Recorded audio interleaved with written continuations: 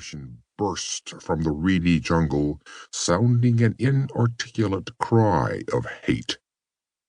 Olivia, staring up from the ground, saw what she took to be either a savage or a madman advancing on Shah Amurath in an attitude of deadly menace.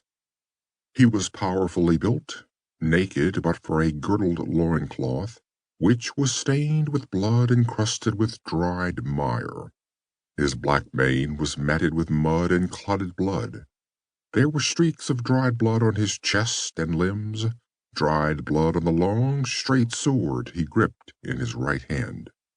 From under the tangle of his locks, bloodshot eyes glared like coals of blue fire. "You Hyrcanian dog," mouthed this apparition in a barbarous accent. "The devils of vengeance have brought you here." "Cossack!" ejaculated Shah Amurath, recoiling. "I did not know a dog of you escaped. I thought you all lay stiff on the steppe by Ilbar's river." "All but me, damn you!" cried the other. "Oh, I've dreamed of such a meeting as this, while I crawled on my belly through the brambles, or lay under rocks while the ants gnawed my flesh, or crouched in the mire up to my mouth. I dreamed, but never hoped it would come to pass. Oh, gods of hell, how I have yearned for this!" The stranger's bloodthirsty joy was terrible to behold. His jaws champed spasmodically, froth appeared on his blackened lips. "Keep back," ordered Shah Amurath, watching him narrowly. "Ha!" It was like the bark of a timber wolf. "Shah Amurath, the great lord of Akif. Oh, damn you! How I love the sight of you, you who fed my comrades to the vultures, who tore them between wild horses, blinded and maimed and mutilated them. Ah, you dog! You filthy dog!" His voice rose to a maddened scream, and he charged. In spite of the terror of his wild appearance, Olivia looked to see him fall at the first crossing of the blades. Madman or savage, what could he do naked against the mailed chief of Akif? There was an instant when the blades flamed and lit, seeming barely to touch each other and leap apart. Then the broadsword flashed past the saber and descended terrifically on Shah Amurath's shoulder. Olivia cried out at the fury of that stroke.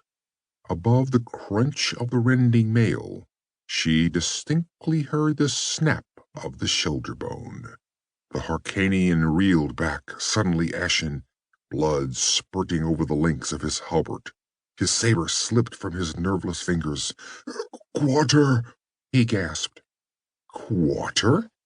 There was a quiver of frenzy in the stranger's voice. "Quarter, such as you gave us, you swine!" Olivia closed her eyes.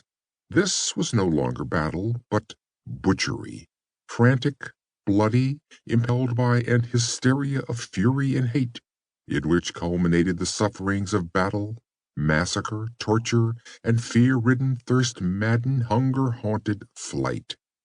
Though Olivia knew that Shah Amurath deserved no mercy or pity from any living creature, yet she closed her eyes and pressed her hands over her ears to shut out the sight of that dripping sword that rose and fell with the sound of a butcher's cleaver, and the gurgling cries that dwindled away and ceased. She opened her eyes to see the stranger turning away from a gory travesty that only vaguely resembled a human being. The man's breast heaved with exhaustion or passion. His brow was beaded with sweat. His right hand was splashed with blood. He did not speak to her or even glance toward her. She saw him stride through the reeds that grew at the water's edge, stoop, and tug at something. A boat wallowed out of its hiding place among the stalks. Then she divined his intention and was galloping.